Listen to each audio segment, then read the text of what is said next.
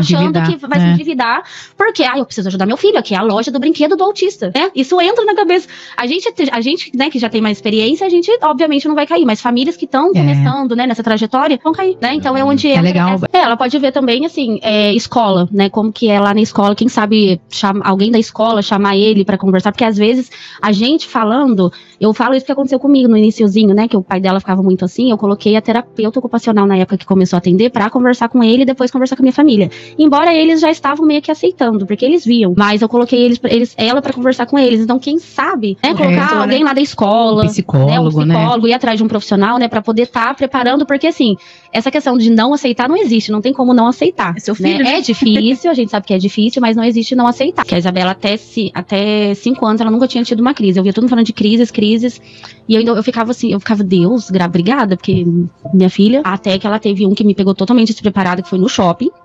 E foi muito difícil, porque eu não sabia lidar. Eu estudo muito sobre, mas teoria é uma coisa, agora prática, né? Ali na hora é totalmente diferente. E eu fiquei me sentindo uma analfabeta, vamos dizer assim, que eu não sabia o que fazer. Como foi a crise? O que ela... Então, foi do nada, assim. Nunca é do nada, né? A gente fala, mas não é do nada. Eu lembro que ela queria ir naqueles carrinhos que tem no shopping. Aí ela foi uma vez, aí chegou na hora de devolver, ela não queria devolver o carrinho. E eu falei, filha, tem que devolver. Só que assim, antes disso, ela tinha passado num pediatra. Então eu acho que juntou muita coisa. Ela foi na escola de manhã.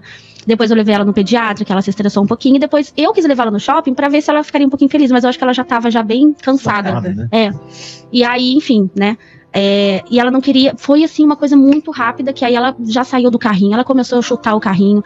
E aí eu achei que era uma birra. Eu já falei, Isabela, levanta agora, que não sei o quê. Sabe? Falando firme com ela. Pra quê? Aí ela começou. E a Isabela, assim, hoje em dia ela não tem mais, né? Ela entrei com a medicação depois de um tempo. Mas quando ela tinha, assim, a Isabela era bem, como que fala? Agressiva.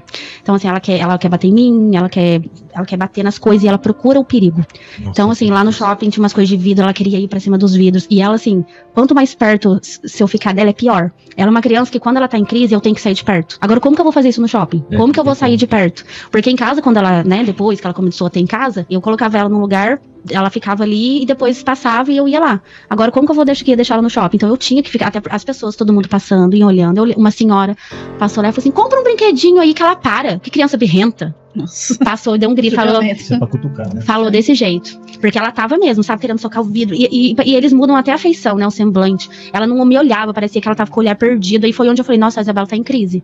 Porque isso não é birra. E eu falava com ela, não me escutava. E aí ela começava, é uma força que eles têm, né? Que ela queria bater. Nossa, pensa, no shopping, todo mundo olhando. As pessoas das lojas, todos saíam assim na porta. O segurança passava e ficava me olhando assim. Aí eu não aguentei, eu catei ela, subi lá pro estacionamento. Aí, né, pensei, um lugar mais vazio, né? Vou levar pra lá. Se ela ficou rolando aquele chão preto do estacionamento, ela ficou toda preta. Eu só sei, gente, que tudo isso durou uns 40 minutos. Meu Deus. Mas parecia que tinha sido uma eternidade. E aí, e mesmo assim, na verdade, ela não parou.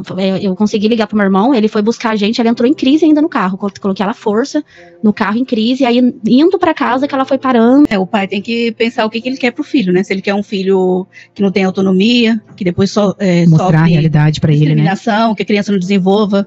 Aí ele tem que ter em mente o que ele quer pro filho dele, qual o futuro que ele quer ter pro filho. Ela pode ver também, assim, escola, né, como que é lá na escola, quem sabe alguém da escola chamar ele pra conversar, porque às vezes a gente falando, eu falo isso que aconteceu comigo no iniciozinho, né, que o pai dela ficava muito assim, eu coloquei a terapeuta ocupacional na época que começou a atender pra conversar com ele e depois conversar com a minha família. Embora eles já estavam meio que aceitando, porque eles viam, mas eu coloquei ela pra conversar com eles, então quem sabe, né, colocar alguém lá da escola, um psicólogo, ir atrás de um profissional, né, pra poder estar preparando, porque assim, essa questão de não aceitar não existe, não tem como não aceitar. É seu filho, né? É difícil, a gente sabe que é difícil, mas não existe não aceitar. E se ficar enrolando, não aceita, mesmo você fazendo de tudo, ainda não aceitar, faz o que ela falou, porque não é fácil.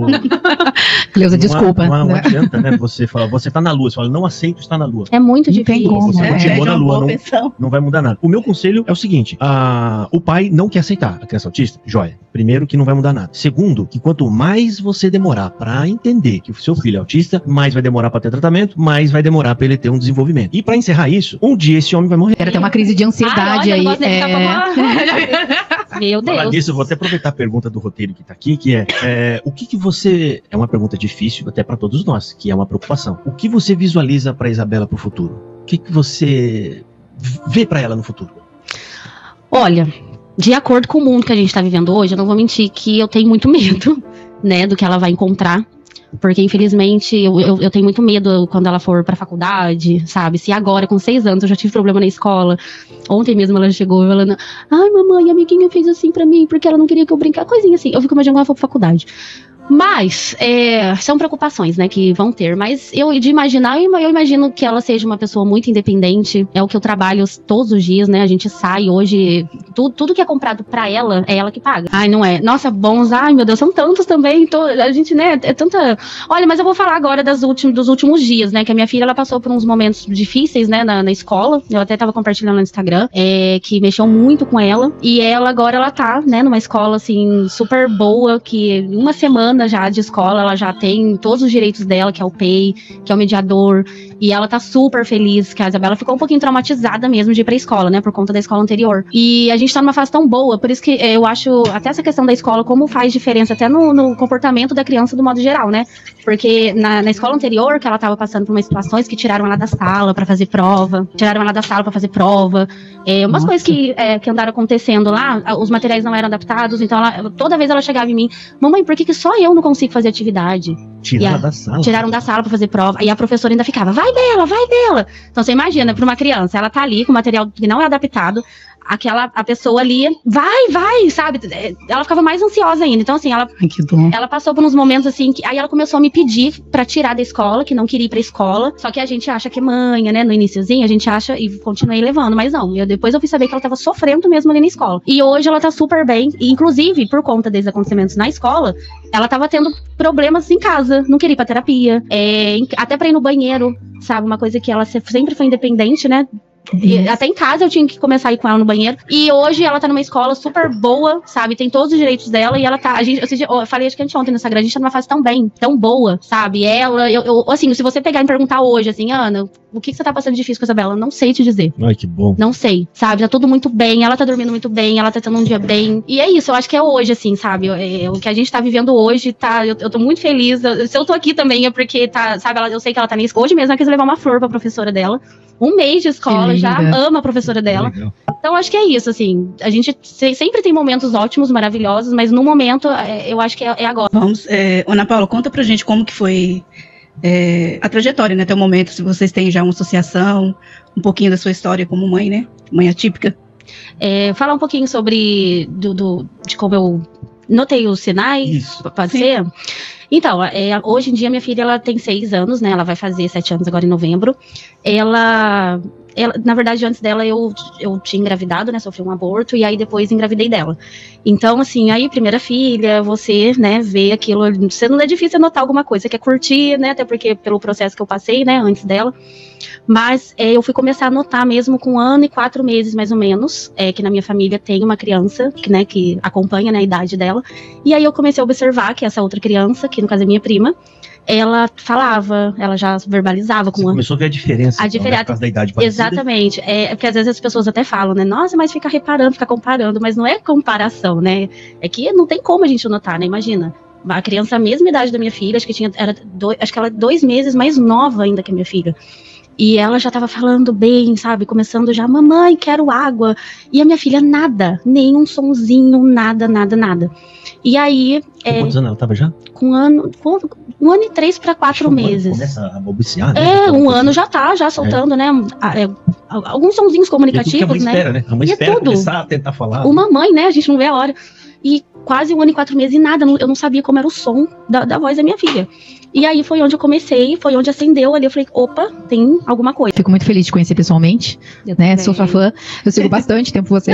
E volte sempre, e um abraço pra todo mundo que tá nos assistindo. É isso, gente, obrigada a todo mundo que tá assistindo. Quem aí que me segue, estiver assistindo também, gente, já começa a seguir também a Mãe de Azul, de Pindamonhangaba. Adorei estar aqui, adorei a energia de vocês. É bem parecido com o movimento, né? Com o objetivo nosso, né? Que é a família mesmo. E são pessoas assim que eu quero estar perto. Próxima vez a Isabela estava começando uma crise dentro de um ônibus, que ela cismou, que ela queria. Não, olha só, a gente foi pra terapia. Eu ando muito de Uber com ela. Ela cismou com o banco do Uber que a gente foi, que tinha umas listrinhas brancas. Aí chegou na hora de ir embora, ela queria aquele carro. E ela tá acostumada com o Uber, foi esse dia. Não queria entrar no Uber que chegou, não queria. Eu falei, moço, pode ir então, ok, tranquilo. Eu tive que andar a pé com a Isabela. Eu comecei a andar, aí ela começou meio já querer se jogar no chão. Não, listrinha branca. E eu falei, depois que eu fui entender que eu acho que é o banco do Uber. Aí ela começou a fazer, olha, eu só sei que eu comecei a andar com ela na rua. Sabe quando você anda, você não tá nem sabendo onde você tá indo? Vamos andar, que eu vi que tava calmando, vamos andar. E enxerguei um ônibus ali, e nessa época ela gostava muito de ônibus. Falei, olha, filho, o ônibus. Eu vi que era o ônibus que ia pro meu bairro.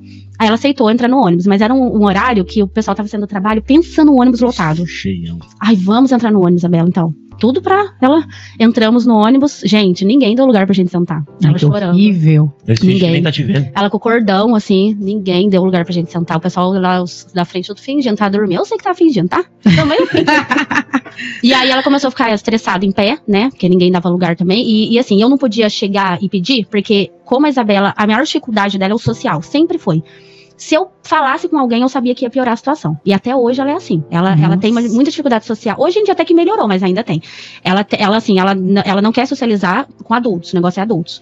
Mas eu também não. Então, assim, às vezes a gente tá num lugar, vem uma pessoa falar comigo. Nossa, às vezes ela quer até chutar a pessoa. Às vezes eu vejo alguém no shopping, eu até dou a volta. Nossa. Quando eu sei que ela tá meio estressada, porque na maioria das vezes, quando ela tá bem, eu falo, porque ela tem que aprender a lidar com isso, né? Eu não posso ficar fazendo a vontade dela.